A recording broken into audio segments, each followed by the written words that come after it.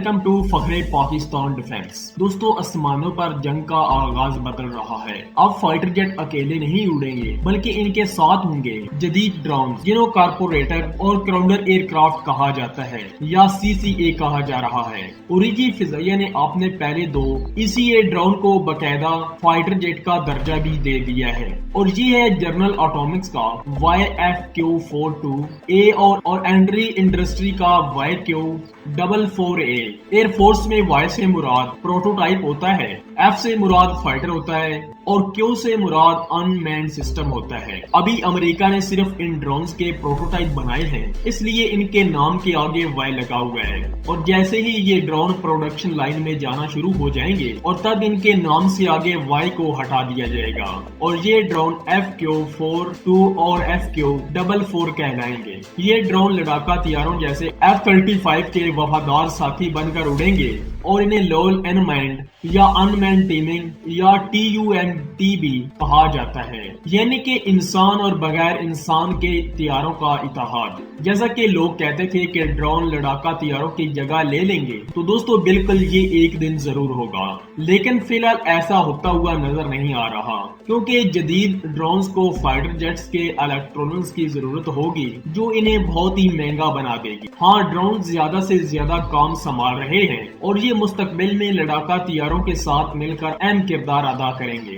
آج کل جنگ میں زیادہ اہمیت فضائی طاقت کی ہے، جو آسمان پر راج کرے گا وہ زمین اور سمندر پر بھی فتح کرے گا، لیکن جنگی طیاروں کی خصوصیات بدل رہی ہے، قریبی لڑائی کم ہو رہی ہے اور دور سے وار کرنے کی صلاحیت کو زیادہ اہمیت دی جا رہی ہے۔ اسی وجہ سے زیادہ تر ملک کے فائٹر جیٹس جدید سینسرز اور بیونڈ ویژول رینج میزائل پر فوکس کیے ہوئے ہیں۔ اس کے ساتھ ساتھ ملٹری طاقت رکھنے والے ممالک ڈرونز اور ان مین ڈرونز پر بھی خاص طور پر توجہ مرکوز رکھے ہوئے ہیں، کیونکہ ڈرونز خطرناک مشن کے لیے ایک بہترین ہے اور یہ جاسوسی کر سکتے ہیں، حملے کر سکتے ہیں، لانگ رینج پروسیسنگ اسٹرائک کر سکتے ہیں اور دشمن کے دفاع کو جام کر سکتے ہیں۔ بڑے ڈرون ایندھن اور سامان پہنچانے کا کام بھی کر سکتے ہیں۔ یہ AI کا استعمال کرتے ہوئے خود فیصلے بھی کر سکتے ہیں، اور جیسے جیسے وقت گزر رہا ہے ان میں جدت آتی جا رہی ہے۔ ایک دن ضرور آئے گا کہ یہ فائٹر جیٹ کی جگہ لے لیں گے، لیکن فائٹر جیٹ کی اہمیت سے انکار نہیں کیا جا سکتا، اور اب تو دنیا 6th جنریشن فائٹر جیٹ پر کام کر رہی ہے، جو کہ ایک نئی ریزولوشن ہے۔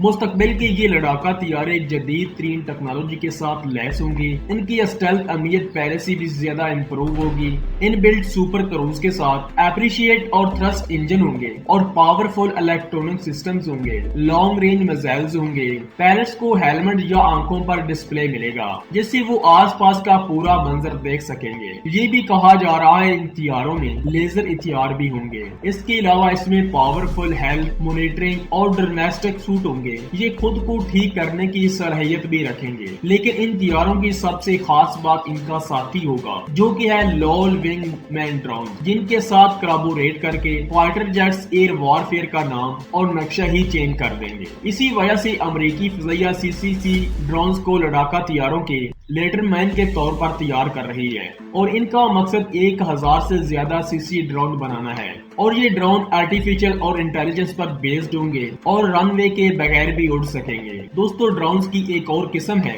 جسے سوارم ڈرونز کہتے ہیں۔ سوارم ڈرونز سے مراد ڈرونز کا ایک ایسا گروہ ہے جو ایک ساتھ مل کر کام کرتا ہے۔ یہ ڈرونز ایک دوسرے کے ساتھ رابطے میں رہتے ہیں اور مرکزی کنٹرول سسٹمز یا مصنوعی ذہانت کے ذریعے کنٹرول کیے جاتے ہیں۔ ڈرونز کی یہ قسم ایک الگ ہی پہچان رکھتی ہے اور انتہائی خطرناک بھی ہوتے ہیں، ان کے حملے سے بچ پانا ناممکن ہوتا ہے۔ سوارم ڈرونز کے گروپ میں درجنوں بھی ڈرونز ہو سکتے ہیں اور ان کی تعداد سینکڑوں تک بھی بڑھائی جا سکتی ہے، اور یہ سینکڑوں سوارم ڈرونز کو فائٹر جیٹ کے ساتھ کنٹرول کر سکے گا۔ اور CCA ڈرونز یعنی کہ لوور من مین ڈرونز ایز اے سوارم ڈرون کام کر سکے گا، اور یہ ایسے ہی ہوگا جیسے کرمنل کمانڈ ایک پوری یونٹ ہوتی ہے جن میں میجر، کیپٹن اور سولجر اپنے الگ الگ رول کے ساتھ کام کر رہے ہوتے ہیں۔ سوچیں جب ایک فائٹر جیٹ اپنے سینکڑوں ڈرونز کے ساتھ فضا میں اڑے گا تو کسی کی مجال ہوگی جو اس فائٹر جیٹ کو ہاتھ بھی لگا سکے۔ سینکڑوں سوم ڈرونز ایک ساتھ مل کر کام کر رہے ہوں گے اور کوئی جاسوسی کر کے فائٹر جیٹس کو